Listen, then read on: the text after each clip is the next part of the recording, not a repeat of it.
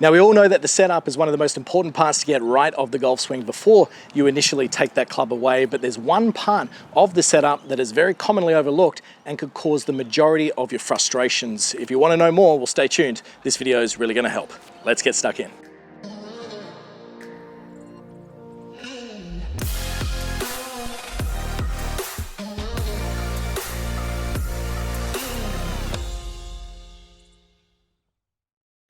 Welcome back to the channel, guys. Kerry Gray here on the range today at Joondalup Resort. In this video, I'm going to be talking about the most commonly overlooked part of your setup, which can have a massive influence on the way that you swing the golf club and deliver it back to the ball, and can encourage a lot of curvature on your golf ball either which way. But before we get stuck in, please go down below, click subscribe, click that little bell if you haven't already, so you don't miss out on all the great content coming your way. We're doing 2 videos a week, hopefully going to step it up to 3 in the near future. And also, I am now available online in regards to online coaching, swing analysis, chipping, putting, whatever you like. Send me your swings, I'll give you a personalized analysis, drawing some lines over the top of the iPad, sending it back to you, and then also another video just like this, standing in front, giving you some personalized drills and exercises to rectify those issues that you may be having with your golf swing.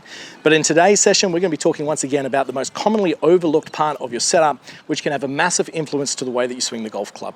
And what is that? Well, today it's going to keep it nice and simple. We are talking about where you position your eye line. Now, if we look at, let's say, this black line down on the ground, let's say that's pointed somewhat at our intended target.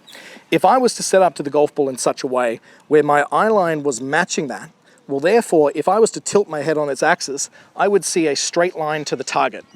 Now, very commonly when you see players set up, especially those of you who slice the golf ball, we will actually see this angle tilted. Now, it can happen for a variety of reasons, and it's usually because of your grip or your ball position or something similar, which we'll go over today. But we're really just kind of describing exactly how the eye line can influence the direction of the swing.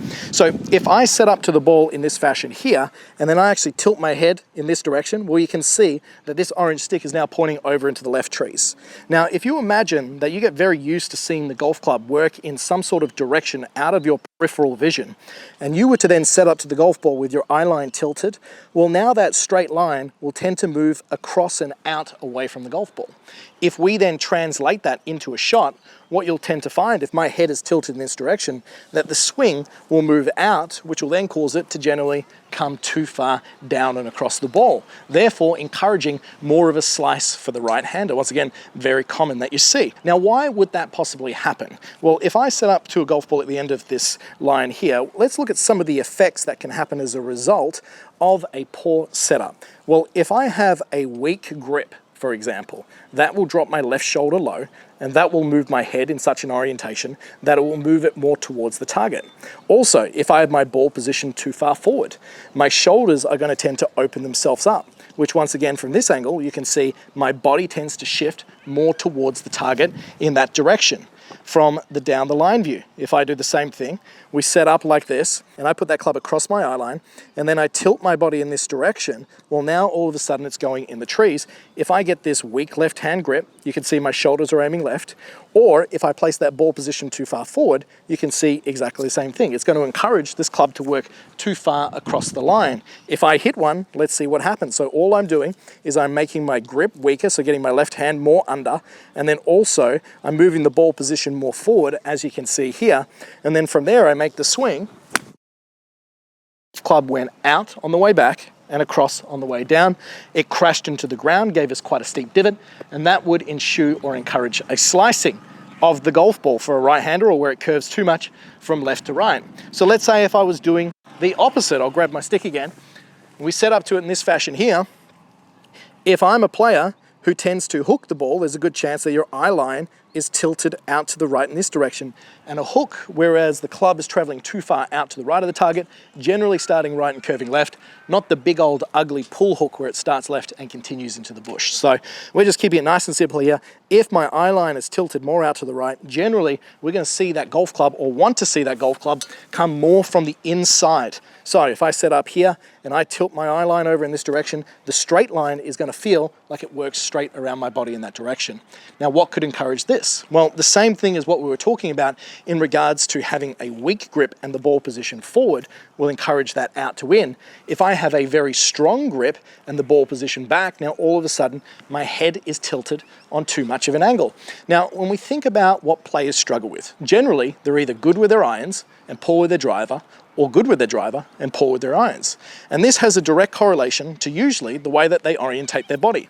So if I set up to the ball here, let's say I'm someone who has a weak grip and my shoulders are open, all things being equal, that's going to encourage the club to come down and crash down too much on top of that ball. Now that would be okay for an iron because the ball's on the ground and we need more of a downward strike, but certainly not for a driver because the ball's simply just going to pop up in the air. Now, if I get a strong grip and put the ball back, well then all of a sudden from here, I might be really good at hitting driver because I'm hitting a long way up on the ball, might be good at hitting those draws, but as soon as I do that with an iron, well the low point's going to tend to be too far behind and I'm going to hit a lot of thin shots, especially if I mishit it, the ball's nearly going to go right every single time. So what do we need to now acknowledge and what do we need to do to ensure that we're doing the right thing for us? Well, it's all relative to your expectations and what you want to achieve. If you're a slicer of the golf ball, well, let's add in some drawing and some hooking elements. Let's make sure our grip's a little bit stronger. Let's place the ball a little bit further back and let's get our eye line tilted a little bit more to the right. Especially if you struggle with your driver, this can actually be a great way. I would still keep that ball position forward for that club, but this can be a great way of delivering the club more from the inside. Absolutely. So if we blend that all together and we kind of try and identify exactly what I would like to see, well, just having a stock reference, you can get the golf club, you can match it with a stick down on the ground, or if you can film yourself from front on, you'll get a very good understanding of if a stock ball position is one comfortable club head inside the lead foot there, and then I angle my eye line over this way, well, you can see the shoulders close off and I re-grip it, always ensuring that the club face is straight, and I make a swing purely because my eye line is tilted in this direction. Let's see what happens. Bottom of the swing was behind, like I said, but you can see we had a bit of a hook bias on it. Now, that might be troublesome to do that with an iron, but there's a nice happy medium that we can look for. So if I'm struggling with hooking or slicing the golf ball, one of the most simple checks you can do is get an alignment stick, place it across your eyes and go, okay, where's my body orientation relative to my ball position and what do I want to achieve? Well, if I just look for a neutral position, I might have a slight little tilt to my head to the right, which would then match up with the draw bias that I like to see. I put that all together, let's see how it comes out. Got just right of my intended target and stayed pretty straight. So as you can see, the way that you orientate your head and therefore your eye line can have a massive effect over your ability to return that golf club back in a predictable manner relative to the curvature that you were looking for. But I would use this video simply as a check to see where is my eye line and why is that happening?